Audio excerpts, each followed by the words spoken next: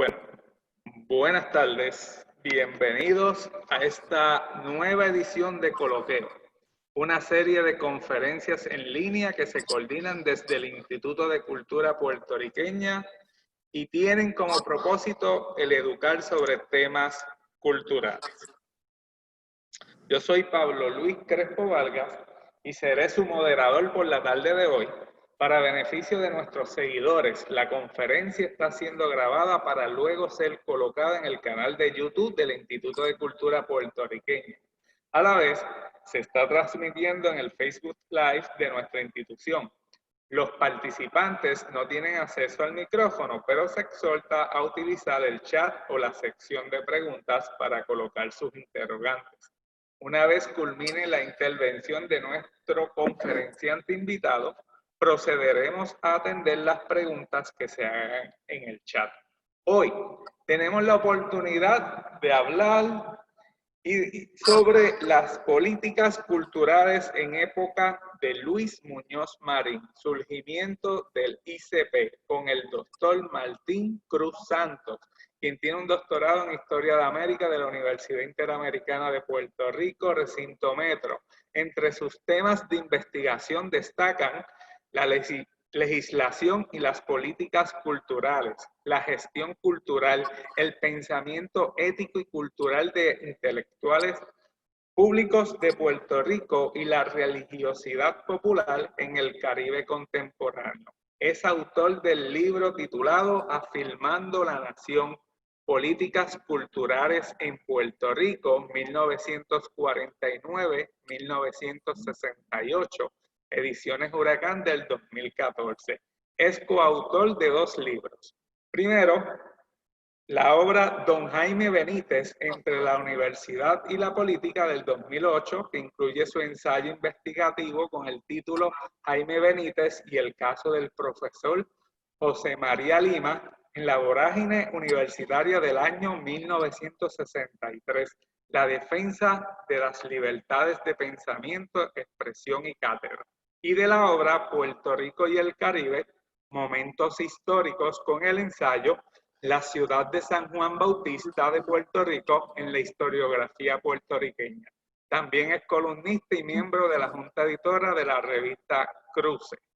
Sin más, le damos la bienvenida a Martín. Saludos, Martín, puedes comenzar. Muy buenas tardes. Agradezco la invitación a participar como conferenciante en esta conmemoración del 65 aniversario de la fundación del Instituto de Cultura Puertorriqueña. Como han escuchado, el tema de esta charla que quiero compartir con ustedes es las políticas culturales en la época de la gobernación de Luis Muñoz Marín, en el marco del surgimiento de fundación del Instituto de Cultura Puertorriqueña. Una buena parte de lo que plantearé y compartiré con ustedes esta tarde-noche, está basado precisamente en la investigación que realizáramos para la publicación de mi libro, que ya el colega acaba de mencionar, Afirmando la Nación, Políticas Culturales en Puerto Rico, 1949 a 1968. De hecho, es de Ediciones Callejón, año 2014. ¿Cómo organizo esta ponencia? Pues, en primer lugar, quisiera presentar una definición de algunos términos desde la formulación teórica que estaré utilizando. Segundo, abordaré el planteamiento del Estado como constructor de políticas culturales. Tercero, ocultaremos el contexto de las políticas culturales previo a la fundación del Instituto de Cultura Puertorriqueña. En cuarto lugar, las políticas culturales del Estado, gobernado por Luis Muñoz Marín, que incluye evidentemente la fundación del Instituto. Y finalmente, pues propondré algunas ideas de discusión e investigación que considero pertinentes en esta celebración de los 65 años de haberse fundado el ICP. Comencemos por definir el término políticas culturales. Los estudios de las políticas culturales parten del entendimiento de estas como el conjunto de las intervenciones que son realizadas por el Estado, por las instituciones civiles y los grupos comunitarios organizados a fin de ofrecer una orientación al desarrollo de la producción simbólica y lograr la satisfacción de lo que son las necesidades culturales de una sociedad. Entonces, la política cultural podemos decir que es un apoyo institucional para la consecución de un orden social que sea capaz de canalizar los asuntos de la cultura de una comunidad. Al respecto, Richard Harvey, en su trabajo titulado Políticas Culturales en Iberoamérica y el Mundo, esgrime la premisa general de que a todos los actos de política pública relacionados con la cultura subyace una legislación cultural que se apoya en la idiosincrasia de una comunidad. En ese caso, definimos la legislación cultural como la normatividad social y jurídica que fundamenta la implantación de las políticas culturales. El contexto histórico de las políticas culturales que acompañan a la fundación del Instituto de Cultura puertorriqueña, sabemos, es la época que muchas veces ha sido llamada Estado muñozista, es decir, el orden político que tuvo vigencia en Puerto Rico a partir del ascenso a la gobernación de Luis Muñoz Marín tras las elecciones de 1948. Sin embargo, habría que decir que el proceso inicia antes, es decir, a principios de esa década, con las influencias ideológicas directas e indirectas del Partido Popular Democrático y de Luis Muñoz Marín, quien entonces fungía como presidente del Senado. Vamos al planteamiento del Estado como constructor de políticas culturales. Y para guiarnos en este proceso, es preciso acudir a la teorización de la antropóloga británica Marilyn Strathern, quien aduce que, y cito, las búsquedas más exitosas de la modernidad se dieron en aquellos regímenes modernistas, regímenes culturales se refiere, que vieron la tradición como fuente de valores culturales. Y cierro la cita. Y es que hay que recordar la modernidad que trajo consigo la construcción del imaginario cultural como una función del Estado. En ese sentido, es importante recordar la hipótesis del académico puertorriqueño Carlos Gil, para quien en el Estado moderno, la estructura del poder institucional produce la subjetividad cultural que debe ser adoptada por la ciudadanía. Y podemos coincidir con él precisamente en un esquema que él trabaja donde propone unas etapas, 3 etapas de legislación y políticas culturales en el Puerto Rico del siglo XX. La primera, él la cataloga como ensayo cultural o preservación del patrimonio cultural y establece la fecha de 1903 a 1951. La segunda etapa, llamada de madurez perceptiva, dedicada a la fundación de instituciones culturales, 1952-1987 son las fechas que él utiliza. Y la última, el protagonismo o la hegemonía cultural que él establece como fechas 1987 hasta el año que él hizo el planteamiento, que fue en 1992. Realmente, para mí, la lógica discursiva de Gil nos induce a pensar en la acción cultural del Estado gobernado por Muñoz Marín como condicionante del sentimiento de la colectividad. Si acogemos la categorización de etapas mencionadas, la de madurez perceptiva es la más conforme con el periodo histórico que nos atañe. Con la fundación del Estado Libre Asociado en el año 1952, la creación de instituciones centralizadas abonó, instituciones culturales en este caso, ¿verdad? U otras, abonó a la configuración de la identidad puertorriqueña como una cohesora o garante normativo de la unidad del pueblo, que era el planteamiento que el Partido Popular como partido hegemónico se planteaba en ese momento. Ahora bien, consideremos brevemente el trasfondo de las políticas culturales que fueron promulgadas previo a la fundación del Instituto de Cultura Puertorriqueña y previo también a la fundación del ELA. La legislación cultural en ese tiempo evidenció un énfasis en la preservación histórico-cultural del patrimonio edificado y de las tradiciones letradas. En las políticas culturales de ese entonces es notable la presencia de disposiciones que destacan la valoración de los edificios construidos con determinadas características de estilos arquitectónicos y lugares considerados históricos o artísticos, todos evidentemente pertenecientes al legado colonial español. Varias leyes fueron aprobadas entre los años 1947 al 50, tendientes a destacar la herencia hispana de Puerto Rico. Por ejemplo, el 1 de julio de 1947 se aprobó la ley número 13 sobre monumentos y lugares históricos de Puerto Rico. Esa ley autorizaba y ordenaba al comisionado del Interior a adquirir mediante compra o mediante expropiación forzosa también aquellos monumentos y lugares considerados históricos. La potestad del Estado a tales fines era delegada también a la denominada Junta Conservadora de Valores Históricos. ¿Cuáles fueron beneficiados? ¿Qué edificios fueron beneficiados? Inmediatamente, bueno, la ley 13 benefició el convento de Portacieli en San Germán y la casa de Luis Muñoz Rivera en Barranquita, para dar dos ejemplos.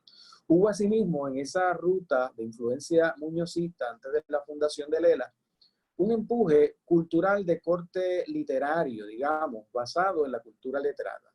Si la década de 1930 constituyó el tiempo del culturalismo nacionalista, en el plano gubernamental se procedió a la creación literaria y a privilegiar autoría de libros puertorriqueños, además de premiar las mejores obras, cuyo acceso a la literatura intentaba garantizarse con la producción de antologías, el desarrollo de bibliotecas existentes y el establecimiento de otras en diferentes partes de la isla.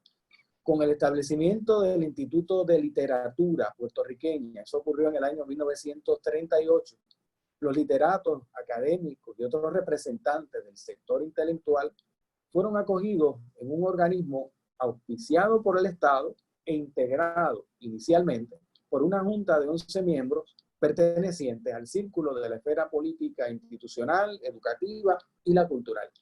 La literatura puertorriqueña en ese momento recibió estímulos mediante la legislación aprobada para otorgar fondos económicos que eran destinados a la edición, a la compra, a la venta y a la distribución de libros de autores puertorriqueños.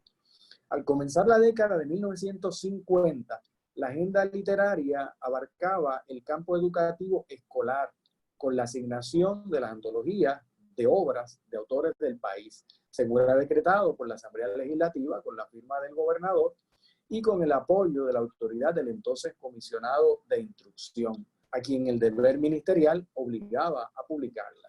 Pero en el ámbito educativo, cabe decir, no era suficiente promover, proteger y difundir la bibliografía puertorriqueña. También se consideró necesario fortalecer la capacidad de reproducción educativa de las bibliotecas, porque podían albergar grandes cúmulos de información. Un ejemplo, el antecedente inmediato de nuestro acervo de documentos históricos más importante en la actualidad, entiéndase el Archivo General de Puerto Rico, recibió atención legislativa para reorganizarlo durante esa época. Conocemos que el Archivo Histórico de Puerto Rico comenzó a funcionar en virtud de la ley número 64 que fue aprobada el 20 de junio de 1919. Entonces, en esos años transcurrían efervescencia institucional, es decir, conservación del patrimonio cultural, fomento de las artes, cimentación de relatos y monumentos fundacionales y la selección de un espacio donde albergar los tesoros simbólicos. No pasa desapercibida la instauración del Museo de Historia, Antropología y Arte de Puerto Rico. Surgida de la idea de rendir un homenaje a la memoria de Franklin Delano Roosevelt por las repercusiones que su política tuvo en Puerto Rico, la ley número 97 del 15 de abril de 1951 dispuso que la universidad se hiciera cargo del desarrollo de un museo en sus predios riopedrenses. ¿Cuál era el objetivo principal? Según lo estipuló la ley, y citamos, reunir, mantener y conservar con fases de estudios y divulgación cultural todo aquello que constituyera parte de nuestro tesoro histórico, antropológico y artístico. Cierro la cita. Inferimos de la lectura de esta parte del texto que intencionalmente la legislación aspiraba a dotar de colecciones de valor cultural para el enriquecimiento de la historia patria. A tales efectos, continuaba siendo la universidad el centro social vital alrededor del cual giraba gran parte del quehacer académico y creativo del país, incluida la custodia de bienes culturales. Ahora, veamos el contexto de las políticas culturales en el tiempos de la fundación del Estado Libre Asociado y la fundación del Instituto de de Cultura Puertorriqueña. En esa materia podemos agrupar las políticas culturales en 4 renglones principales. El primero es el patrimonio edificado. El segundo, el fomento de las actividades culturales. Tercero, la reglamentación central del quehacer cultural institucionalizado. Y 4, la promoción cultural mediante el sistema público de enseñanza escolar. Como vemos, en el primer punto, continúa el fortalecimiento de la vertiente patrimonial edificada, a la vez que inicia una especie de apertura de voluntad política para forjar un proyecto de conjunto que pretendió erigir la centralidad cultural institucionalizada en una agencia de gobierno. Entonces, educación y promoción cultural convergen en los 2 instrumentos culturales principales del Estado. Como sabemos, uno fue la División de Educación de la Comunidad, la DIVETCO, que fue legislada en el año 1949, pero que existía previamente desde 1946. Y el Instituto de Cultura Puertorriqueña, que es el tema que nos ocupa esta noche, ya que su fundación, podemos aseverar, significó un hito en el desarrollo de las políticas culturales en Puerto Rico. Ahora, es importante hacer hincapié en el entramado político e ideológico que albergó las políticas culturales de esa época. 2 operaciones estaban puestas en vigor. Como sabemos, la operación Manos a la Obra en el renglón económico, la operación Estado Libre Asociado en el renglón político, y según el Partido Popular y su líder Luis Muñoz Marín, entendían que era meritorio crear un balance en el estado de las cosas, dadas las circunstancias sociales emergentes. Era para ellos imperativo, ya que se notaba desfases entre el desarrollo industrial, el mayor consumo de bienes, las aspiraciones políticas condicionadas por la relación con los Estados Unidos y el cultivo espiritual o cultural que tenían que armonizarse. Había llegado la hora, según Muñoz, de serenar al pueblo, consternado por los cambios vertiginosos experimentados en pocos años. Por eso vio a luz la Operación Serenidad como un elemento pretendidamente equilibrador de los esfuerzos constructores de la condición política del ELA y de la economía. Las políticas culturales establecidas contaban entonces con la DIVETCO y el Instituto de Cultura Puertorriqueña como sus brazos principales. Los mecanismos seleccionados para conseguir que los ciudadanos actuaran de acuerdo con los valores adscritos al imaginario cultural comunitario pasan por el gobierno, entiéndase la ley, en este caso la legislación cultural, las costumbres y la moralidad, conceptos todos supeditados a la educación cívica. Las acciones gubernamentales convocaban a trabajar en conjunto por la consecución de la Operación de Serenidad. La necesidad de consolidar la institucionalidad cultural, en particular la educación, constituyó una faena importante, dado que el gobierno seleccionó la década de 1960 como la década de educación. Y es llamativo porque en un discurso de Muñoz, él hace un énfasis apocopado en el adjetivo grande cuando dice, y cito, gran empresa de una gran educación para un pueblo espiritualmente grande. Y cierro la cita. Es decir, de algún modo, esta parte de la política cultural relacionada con la educación en Puerto Rico se ve a partir de la década de 1960 como el instrumento principal de esa operación.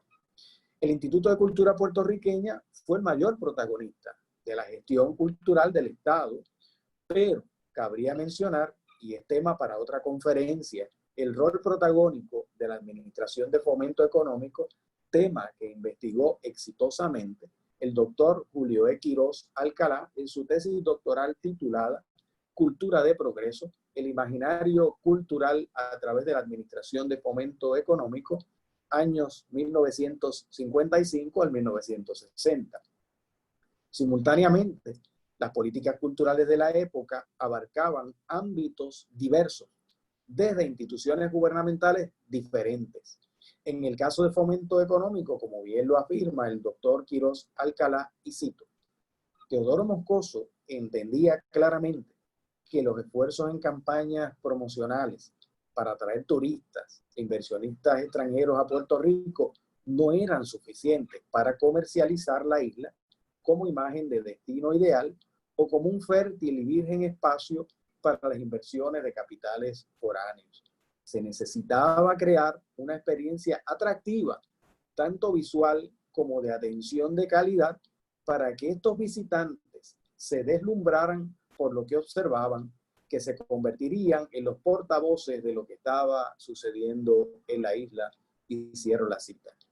Las vivencias culturales constituyeron la médula de la estrategia para atraer a los inversionistas. Ese es el contexto en que surgen algunos proyectos que ya el doctor Pedro Reina en la conferencia del pasado martes mencionaba. Por ejemplo, la restauración del Viejo San Juan, el Festival Casals, el Conservatorio de Música de Puerto Rico, la Corporación de Puerto Rico para la Difusión Pública, también la ampliación de las escuelas libres de música a otras zonas del país, más allá de las originales que habían sido instituidas mediante la ley número 35 del 20 de abril de 1946. Ahora, en el proceso de fundar el Instituto de Cultura Puertorriqueña, podemos decir que hubo un intento de legislar la protección de la puertorriqueñidad. Así que vamos a esbozar algunos lineamientos que considero importantes. Para buscar en la herencia cultural de la isla, se creó tímidamente en 1955 el Instituto de Cultura Puertorriqueña. Son palabras de Eugenio Fernández Méndez, que llama mucho la atención por el uso del adverbio tímidamente para calificar la gestión gubernamental que dio a luz la institución rectora del Cometido Cultural Oficial en Puerto Rico. Y es que tal proceso no estuvo exento de controversia, de favorecedores y de detractores. En el contexto político que surgió no era para menos. De algún modo, la creación de un instrumento estatal vigilante de la autenticidad de la cultura nacional propició desde su génesis una microfísica del poder, como la concebía Michel Foucault. Nos referimos al ejercicio del poder en una institución centralizadora adscrita a un ente mayor, el Estado, dirigido por un partido hegemónico, pero a su vez con dominio sobre otros centros a pequeña escala, en cuyo interior también coexisten dinámicas cotidianas de resistencia, pero de valoración del orden instaurado. Cabe señalar que la fenecida académica María Margarita Flores Collazo, en el ensayo titulado La lucha por definir la nación, el debate en torno a la creación del Instituto de Cultura Puertorriqueña, 1955, indaga en el proceso e hizo un aporte historiográfico muy valioso. A entender el proceso legislativo cultural en un ambiente particular es observar otro ángulo del tema de la construcción de la nación, ocultando la comprensión de la política cultural del Partido Popular Democrático en torno a la fundación del instituto. Asevera el sociólogo y profesor chileno José Joaquín Brunner en su definición de este tipo de política, que ella contiene, y cito, los intentos de intervención deliberada con los medios apropiados en la esfera de la constitución pública, macrosocial e institucional de la cultura, con el fin de obtener efectos buscados. Cierro la cita. Brunner, investigador y escritor prolífico de temas socioculturales, afirma la importancia de las políticas culturales para la edificación del capital cultural y educativo de la sociedad. En ese sentido, también Margarita Flores adopta el postulado de la representación simbólica de la nación como producto de actividades sociales tendientes a hegemonizar un imaginario social mediante políticas culturales. Corría el mes de febrero de 1955. Muñoz, en su mensaje ante la Asamblea Legislativa el lunes 7 de febrero, hilvanó el tema cultural junto con lo económico, lo social, la administración del Estado y la integración de las partes en lo que él llamaba la brega y aspiración del pueblo de Puerto Rico. Justo después de referirse a la preocupación económica, sus logros y retos, como en otros discursos entonces habidos, aludió al perfil del puertorriqueño, una especie de ser humano emergido de la educación pública promovida por el aparato gubernamental. Bien sabía Muñoz que tal subjetividad moral con rasgos ideológicos exclusivos e insistentemente homogéneos no era objeto de determinación legislativa. Lanza al hemiciclo la proposición como punto último de su mensaje, cual deseo de finalizar con un razonamiento inconcluso de cuyas premisas los legisladores deben inferir las conclusiones condicionadas por el ideario muñozista. Claro está. 2 meses más tarde, por iniciativa del mismo gobernador, fue radicado el proyecto de ley 1381 por el presidente de la Cámara de Representantes, Ernesto Ramos Antonino. Cabe señalar que el municipio de San Juan presentó objeciones al proyecto y solicitó una enmienda para que el gobierno central excluyera la capital del mismo. Solicitud que estaba fundamentada en que el municipio poseía toda una estructura organizativa de la actividad cultural, particularmente la protección de los edificios considerados históricos. No existía, a mi juicio, una contraposición entre los intereses municipales y los objetivos del Instituto de Cultura puertorriqueña, sino la posibilidad de la duplicidad de esfuerzos, además de un celo institucional por la existencia previa de disposiciones culturales municipales. Eso es propio de la microfísica del poder en este caso.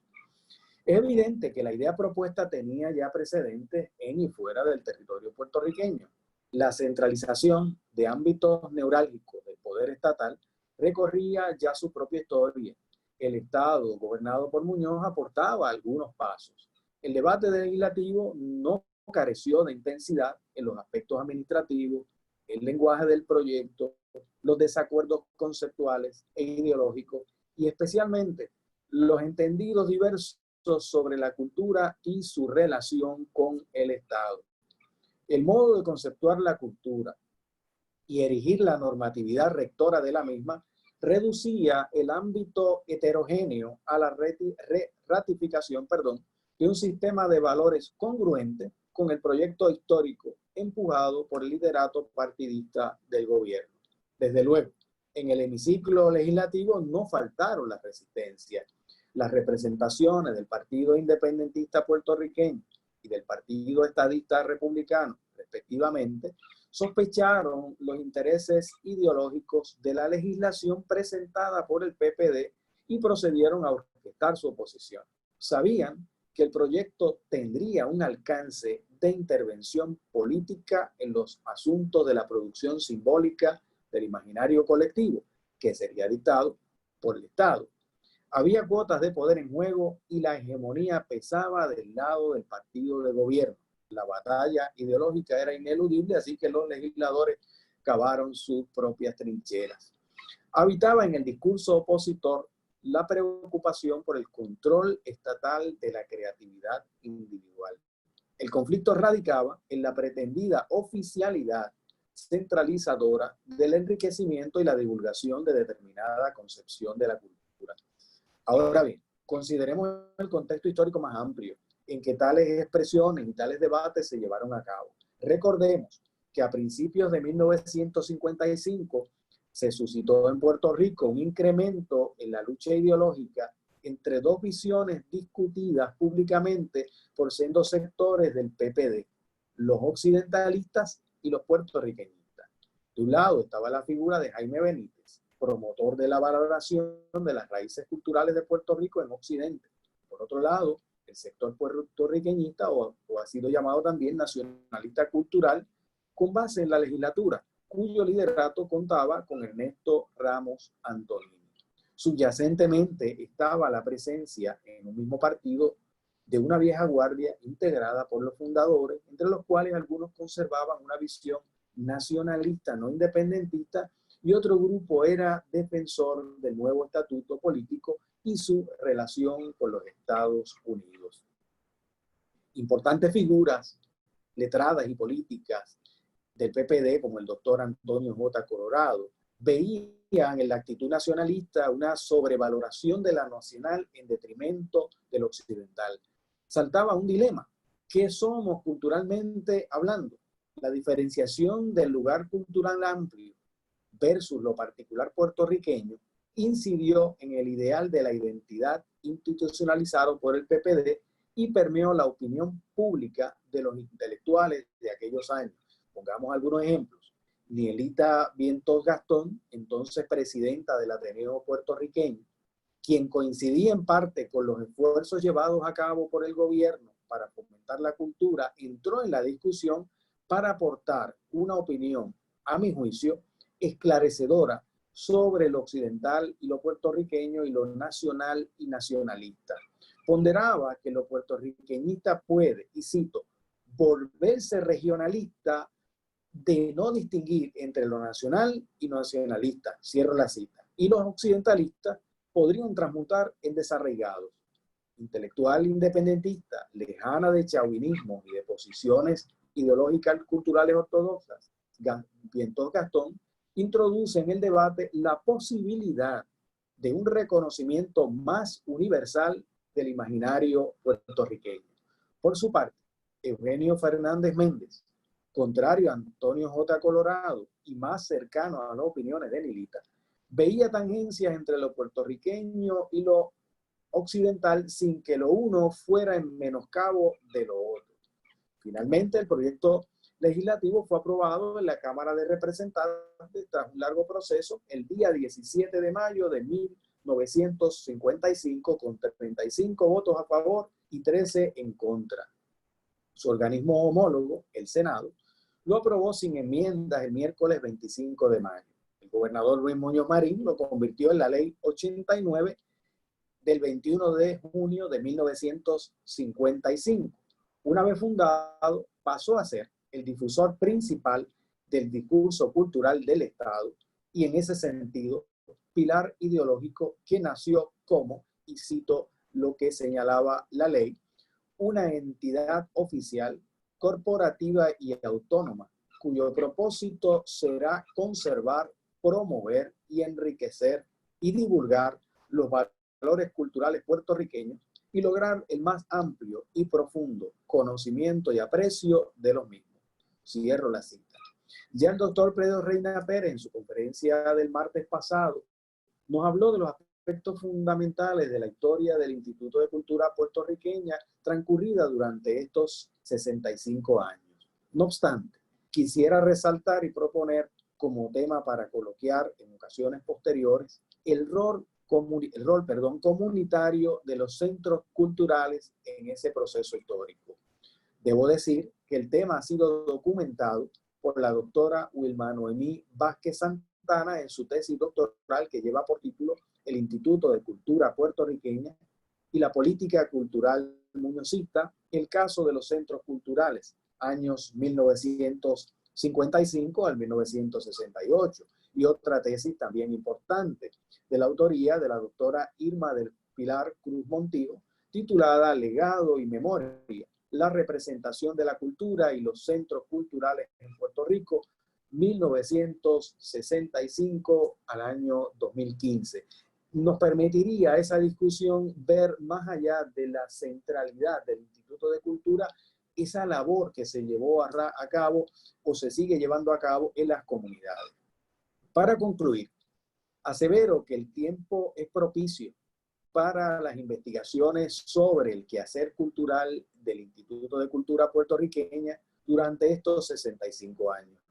No existe un agotamiento temático. Por el contrario, observamos líneas de investigación abiertas para unar esfuerzos conducentes a rescatar del olvido, reinterpretar y crear aportes capaces de comunicar visiones y versiones de la historia cultural de Puerto Rico. Conocimientos cuyos enfoques abonen a la elaboración heterogénea de narraciones teóricas para la comprensión de ese quehacer histórico. Por tanto, exhorto a continuar en el intento no solo de inventariar críticamente qué se ha escrito sobre el tema, los relatos de todo tipo, los posibles diálogos intertextuales, sino a entender y problematizar mediante investigaciones bien dirigidas las fuentes primarias que le subyacen y las que aún esperan por ser analizadas. Me basta por el momento haber compartido con ustedes estas reflexiones que considero pertinente. Muchas gracias. Gracias, Martín. Tengo ya varias preguntas. Excelente exposición y bien detallada. Ahorita hablaste del Ateneo, ¿verdad? Y ya alguien Correcto. me pidió que si puedes mencionar diferencias y similitudes entre el Ateneo y el ICP cuando este último se instituyó. Bien, esa es una excelente pregunta. De hecho, hay algo muy interesante. Cuando ocurre el cambio de las políticas culturales de 1952 en adelante, hay un tránsito del Ateneo hacia la Universidad de Puerto Rico y hacia el instituto. ¿A qué me refiero? Si uno mira la historia del Ateneo puertorriqueño desde su fundación en el siglo XIX, es llamativo que fue central en la promoción cultural, en la defensa de los diferentes componentes de la cultura y de la educación. Y es llamativo también que si uno mira desde el año 1902 hasta el 1942, 7 presidentes del Ateneo puertorriqueño fueron también legisladores, eran intelectuales, fueron legisladores. Entonces, ¿qué ocurre? El Ateneo puertorriqueño nunca ha sido una institución estatal.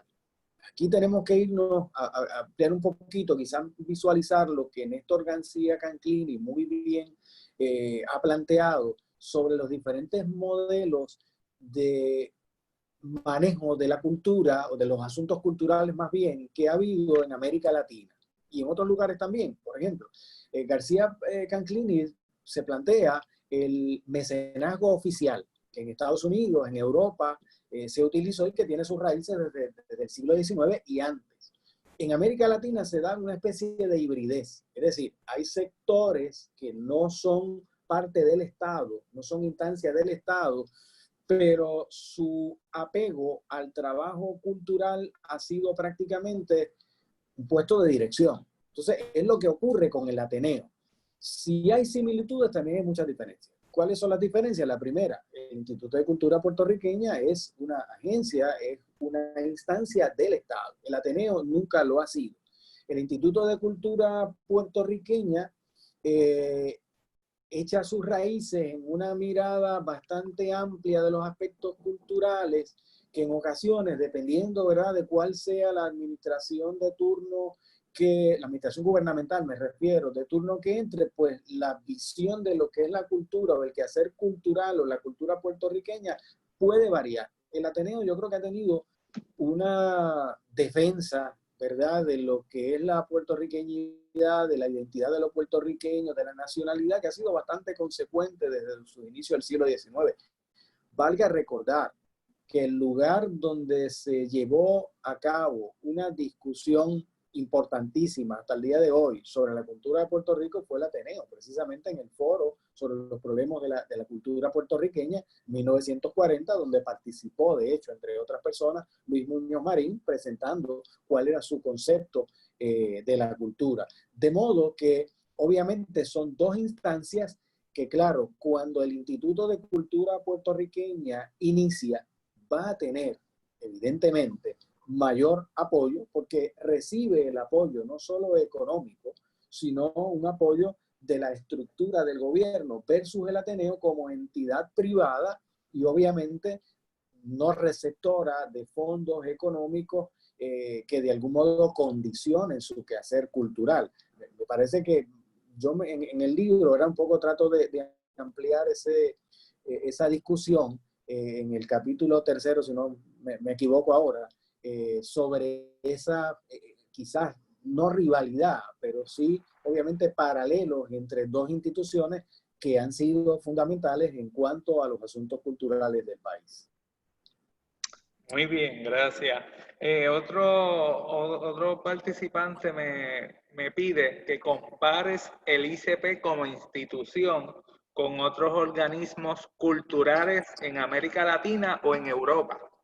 Ok, cuando inicia el Instituto de Cultura Puertorriqueña, fíjense que usualmente nosotros hablamos de don Ricardo Alegría. Estaba ahí, pero también había otras personas. O sea, lo que me refiero es la figura, por ejemplo, de Arturo Morales Carrión. Arturo Morales Carrión, como historiador, pero también como diplomático, conoció tanto en América Latina como en Europa instancias por ejemplo, las llamadas casas de la cultura, que las hubo en Sudamérica, por ejemplo en Bolivia, Ecuador, eran instituciones similares a lo que se instauró posteriormente en Puerto Rico. Es decir, obviamente en países soberanos nos podemos encontrar también lo que son los ministerios, ¿verdad?, de cultura. En el caso de Puerto Rico, un instituto, ¿verdad?, que lleve a cabo la gestión de parte del Estado. Yo diría que pudiera ser comparable, por el orden de que aquí no existe una soberanía política, pues no lo es del todo, con esas casas de la cultura o con esos ministerios de cultura que inicialmente se instauraron. Es llamativo que de hecho las casas de la cultura precedieron en algunos casos, como lo es el caso, si no me equivoco, de Bolivia, el caso de Ecuador que mencioné, a instituciones similares que surgieron en Europa. Lo que quiero decir es, de algún modo había una influencia en esa fundación del Instituto de Cultura puertorriqueña, que en el debate que se da en el 55 le achacaban a Ernesto Ramos Antonini ser el gestor, y era en el periódico, de hecho en El Mundo, se recoge una discusión, un debate público, donde él decía, mire, lo único que hay mío en ese proyecto es la firma para entregarlo, porque realmente esto es un proyecto de la administración. Entonces, claro, un poco se dice, un proyecto de Muñoz Marín. Bueno, sí, de Muñoz y del equipo. Ahí, como señaláramos anteriormente, está la presencia, me parece que es muy importante, de Arturo Morales Carrión, de don Teodoro Vidal, de Ricardo Alegría. Así que sí existen esos paralelismos, es decir, no es un invento que surgiera en el caso de Puerto Rico, sino que hay una influencia, yo diría que hay una influencia bastante grande a través del papel de Arturo Morales Carrión como diplomático, ¿verdad?, y conocedor de lo que estaba ocurriendo en otros lugares. El propio Luis Muñoz Marín, ¿verdad?, desde su perspectiva poética que ya traía, desde su visión humanista, pues también tiene un aporte particular que podemos señalar. Sí, me piden que si puedes abundar un poco más en los factores sociopolíticos que llevaron a la creación del ICP. Ok, magnífico. Recuerden que, de hecho, en la conferencia del pasado martes, Pedro Reina fue bastante enfático en el hecho de que previo a la fundación del Instituto de Cultura Puertorriqueña, me refiero a esas décadas previas, en Puerto Rico hubo un proceso de americanización, lo cual es cierto, pero no es menos cierto que todo proceso social e histórico no es mecanicista. Yo considero que todo proceso es dinámico, y que en esos procesos previo a la fundación del Instituto de Cultura Puertorriqueña se va a dar esa necesidad de afianzar. En el caso del Partido Popular Democrático y Luis Muñoz Marín, hay una dicotomía muy grande. Es decir, posteriormente hemos planteado que hubo un nacionalismo cultural. Muñoz nunca habló de tal cosa como nacionalismo cultural. De hecho, era detractor del concepto nacionalismo. Hay que entender el contexto de la época a nivel europeo y a nivel de Puerto Rico también. Pero el Partido Popular Democrático echa mano de la cultura como un medio para, de algún modo, sustentar la ausencia de soberanía política con una especie de soberanía cultural. Es decir, se echa mano de la tradición cultural hispana, se centraliza ese manejo de un concepto de cultura desde una institución del Estado. De algún modo, eso arrebataba de otras manos, entiéndase, de las manos del nacionalismo. En ese momento, yo creo que es el choque principal, y de las manos del independentismo en general. Es decir, aunque tenemos, como mencionaba en la charla, hay dentro del Partido Popular Democrático en ese momento una tendencia, como hemos mencionado, el caso de Ernesto Ramos Antonini, que tenían una mirada más nacionalista cultural que la que podía tener otros sectores, ¿no? Y que fue muy criticado por José Arsenio Torres, por ejemplo. El cómo echar mano, el cómo construir un instituto de cultura puertorriqueña, pues lo veía él como un fardo muy pesado para un Estado libre asociado que apenas comenzaba, y que ya el Partido Popular y el gobierno estaban tratando de acaparar, de hegemonizar la cultura. Entonces me parece que ahí el problema es que el concepto de hegemonía que lo tenía el partido lo va a tratar de llevar a hegemonizar la cultura como un medio de debate en el cual, como decía Pedro Reina en la vez pasada, el concepto de patria, Muñoz y el Partido Popular lo van a llevar a patria-pueblo.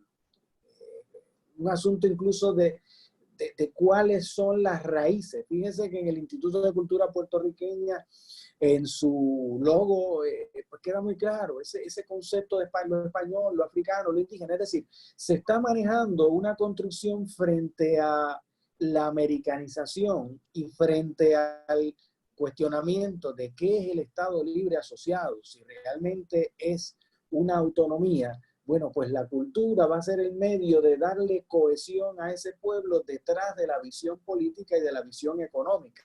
Y me parece que eso es lo que está detrás, de verdad, de la creación del instituto, que es llamativo. Don Ricardo Alegría, a los 18 años de haber salido de la dirección del instituto, me parece que es muy claro, ¿verdad?, cuando habla de los logros, pero también de esas contradicciones, de esas resistencias, de esas negociaciones que no solo la hubo en el instituto, también ocurrió en la DIVECO. Es decir, es el manejo de la cultura como un medio para tratar de darle un equilibrio a una construcción política que comienza a ser cuestionada desde el inicio mismo del Estado Libre Asociado. Muy bien, me preguntan si conoces o sabes si el ICP participó activamente en la programación de un evento que hubo en Puerto Rico en 1956, organizado por el Departamento de Asuntos Culturales de la Unión Panamericana, que estuvo bajo el auspicio de Muñoz Marín. Si participó, ¿existen documentos? Bueno, esa es una interesante pregunta. La respuesta no la tengo y creo que es una de las líneas de investigación. Es decir, no tengo constancia de esa participación directa. Ahora, hay documentos suficientes que, como acabo de señalar, tanto en el Archivo General de Puerto Rico, en el archivo de la Fundación Luis Muñoz Marín, me parece que sería una línea interesante para ser investigada, pero no tengo constancia, así que no sería responsable dar una contestación categórica. Muy bien, tengo aquí otra, me dicen, me preguntan, ¿habría algo en Muñoz de identidad nacional o puertorriqueña que lo inspiró para haber dado paso a la fundación del ICP?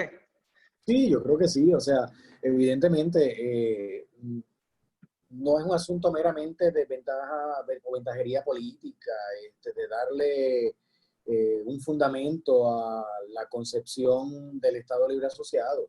O sea, me parece a mí, y lo señalé hace un momento, hay que volver sobre el foro que se llevó a cabo en el año 1940 en el Ateneo, porque allí lo que se debate son precisamente conceptos de cultura y los problemas en torno a ella. Entonces, me parece que en el caso de la figura de Luis Muñoz Marín, sí hay un convencimiento, y yo creo que al lado de ese convencimiento está doña Inés María Mendoza, o sea, indiscutiblemente. Hago una anécdota rapidito para no agotar mucho el tiempo, pero cuando Muñoz tuvo acceso a lo que era el reglamento de un club que había en Humacao, una especie de club cultural, dirigido en aquel momento por Águedo Mojica Marrero, Muñoz le pide a Águedo, que había sido muy amigo de doña Inés, que ese reglamento del Club Ariel, era el nombre, que existía desde el principio del siglo XX, Águedo Mojica Marrero lo había resucitado, y Muñoz le dice, bueno, necesitaríamos ese reglamento para darle configuración a lo que van a ser los centros culturales del Instituto de Cultura. Águedo no estaba convencido porque él decía que yo no creo en la centralización de la cultura. Sin embargo, ve que había una autenticidad en el planteamiento que se estaba haciendo. Es decir, no era simplemente, dame el reglamento, vamos a copiar eso para los centros. No, vamos a buscar una fórmula que de algún modo haya sido exitosa en la zona este, en Humacao, y que pueda darle una mayor participación activa a lo que son los municipios, a lo que son las comunidades en este proceso de lo que es el quehacer de la cultura puertorriqueña. Por tanto, yo entiendo que sí. Es decir, Muñoz era una figura pues, preocupada por el asunto. Cuando uno lee, por ejemplo, lo que él escribió de su puño y letra sobre la Operación Serenidad, sí, había unas preocupaciones humanistas, había unas preocupaciones evidentemente puertorriqueñistas. Él estaba muy permeado de la cultura estadounidense, se formó por allá, ¿verdad? Como poeta, pero eso no quita, ¿verdad? Estamos hablando de una visión amplia probablemente de lo que significa la puertorriqueñidad o la identidad cultural. De modo que ambas cosas, tanto el aspecto de la cultura, como diría Althusser, ¿verdad? Estos aparatos ideológicos del Estado, pues evidentemente se va a necesitar como un instrumento para echar adelante un proyecto que de algún modo fuera aceptado como imaginario cultural. Pero eso no puede estar vacío, es decir, no, yo creo que es imposible hacerlo si no existe una sensibilidad, si no existe una visión cultural que tenga raíces en lo que son o es la construcción de las identidades nacionales. Sí, Martín, nos quedan 10 minutos y nos están llegando una serie de preguntas bien interesantes. Okay, Vamos a seguimos. continuar con ellas. ¿La tensión occidentalista puertorriqueñista influyó las políticas culturales del ICP y allí mismo continúa? ¿O el proyecto era completamente opuesto a la labor cultural de la Universidad de Puerto Rico? No, yo creo que hay complementos, hubo contradicciones, me parece que en todo proceso histórico social lo hay.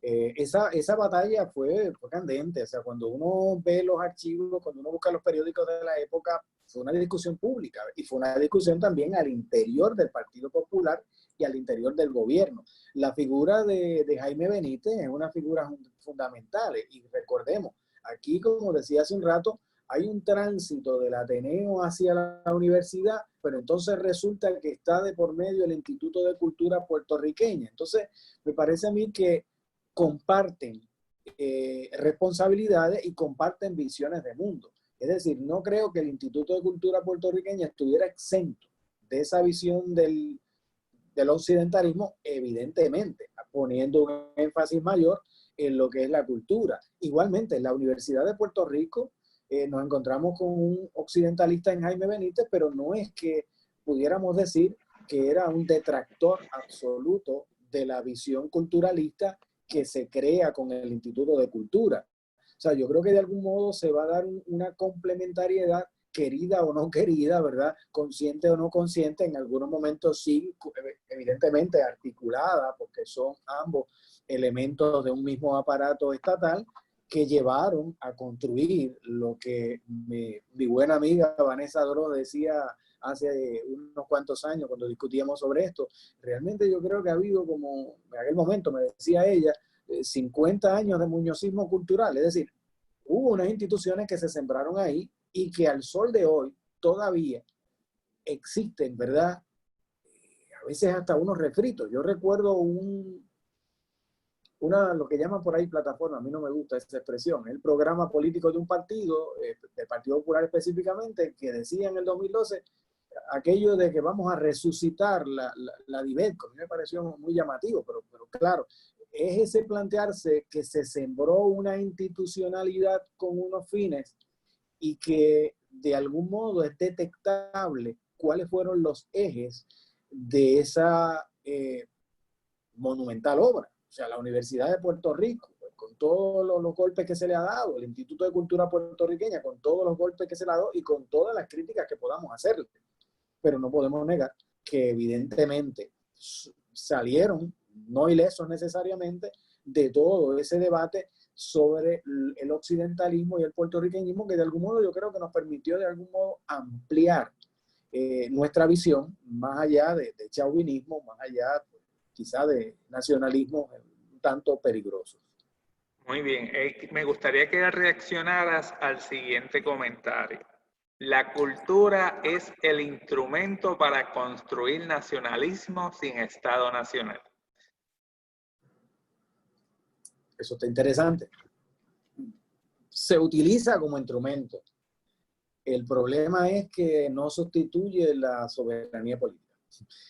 Yo creo que es el experimento que se hizo bajo el Estado Libre Asociado. Es decir, echemos mano de la cultura como el elemento cohesor como el elemento que va a llevar a que la ciudadanía entre en sintonía, ¿verdad? Con un modo de ser distinto a pesar de que existe una alianza o una asociación con una nación culturalmente distinta. Se echa mano de la cultura, ¿verdad? Para construir, y por eso yo creo que se ha utilizado ese término, ¿verdad? Nacionalismo cultural, porque de algún modo se pretende vaciar el nacionalismo político, ¿verdad?, de su sentido. Y yo creo que son dos cosas complementarias, pero muy distintas. O sea, no creo que sea posible pretender, y se pretendió, sustituir la soberanía política con una soberanía cultural, o construir esa identidad única, hegemónica, desde el Estado, porque bien sabemos que realmente no estamos hablando de una identidad, sino de identidades, y que el Estado, pues evidentemente, asume como responsabilidad suya la cultura o los asuntos culturales, porque es un derecho ciudadano, y por otro lado, la cultura nos constituye como ciudadanos o miembros de una sociedad.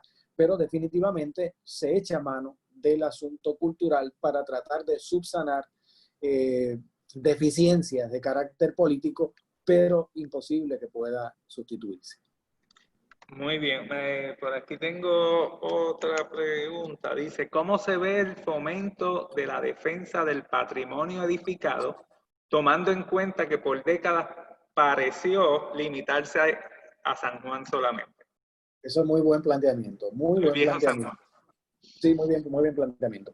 Sí, ciertamente, fíjese que desde antes de la fundación del Instituto de Cultura Puertorriqueña, desde antes de la fundación de EDA, había un énfasis en el patrimonio edificado y un énfasis pues muy urbano de San Juan. Ciertamente, sí, mencioné que ocurrió con Portacheli en San Germán, pero ha habido un énfasis mayor en San Juan y específicamente en el Viejo San Juan. Claro, el Viejo San Juan cumple ahora el año que viene 500 años de su fundación, ¿verdad? Como ciudad antigua que es, pues evidentemente ha llevado mucho de esa formulación de políticas culturales para la defensa de ese patrimonio. Defensa que de algún modo, pues como bien señala la persona que hace el planteamiento, pues ha dejado quizás en un menor grado en otros municipios, en otros lugares del país, sobre todo hoy día en tiempos de crisis económica, cuando pues a uno le preocupa, a mí me preocupa considerablemente que sea un partido o sea otro quien esté en el poder, de algún modo la función del Instituto de Cultura Puertorriqueña al respecto y otras agencias concernientes se ven muy debilitadas, porque hay una visión neoliberal a ultranza en ambos partidos políticos, los dos que han gobernado este país, donde quizás la defensa de ese patrimonio edificado pues se ve en la medida en que sea rentable, de algún modo produzca dinero. Yo creo que no es incompatible, ¿verdad?, la cultura con la economía, pero lo que quiero señalar es que sí ha habido ese énfasis tal vez desmedido en la zona metropolitana, específicamente en el Viejo San Juan, que ciertamente necesita, evidentemente, de una inyección monetaria, de una inyección de dinero, de un apoyo de políticas culturales que propicien que continúe siendo, ¿verdad?, el valor cultural, el valor económico, el valor turístico que tiene hasta el día de hoy. Pero coincido en que sí haría falta una política cultural más clara que tuviera una mirada más hacia la periferia. Sí, el comentario de ahorita fue del doctor Omar Álvarez Franceschi. El mismo vamos a utilizar como última pregunta, perdón por la redundancia, una pregunta que él nos envía. ¿Existieron diferencias entre Muñoz y don Ricardo en materia de instrumental este proyecto?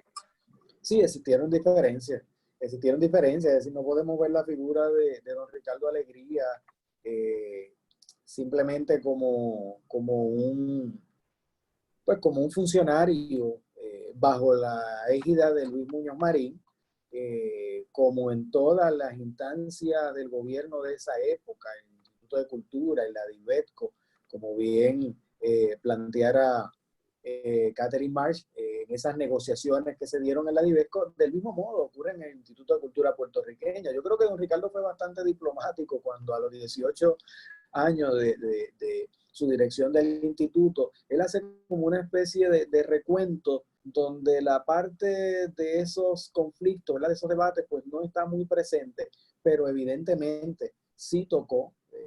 No fueron diferencias, digamos, abismales, que las podemos encontrar. Por ejemplo, yo mencioné hace un rato a Diego Mujica Marrero, que fue reclutado por Muñoz para que fuera legislador porque conocía el valor de don Aguedo, un filósofo que fue académico de la Universidad de Puerto Rico, un gestor cultural, pero tuvieron serias diferencias, tan serias que cuando en el 1968 el Partido Popular pierde las elecciones, él está votando por el partido de Sánchez Vilella. Es decir, hay una ruptura, hay unas críticas que posteriormente él hará en 1972, donde incluso hace un señalamiento que a mí siempre me ha parecido muy duro. Duro en el sentido de dice, wow, ¿qué pasó allí? Él rememora la figura de Ernesto Ramos Antonini en todas esas luchas y dice, Ernesto, ¿será que aramos en el mar? ¿Será que todo lo que hicimos realmente quedó sepultado por el aparato que pretendió erigir el Estado Libre Asociado?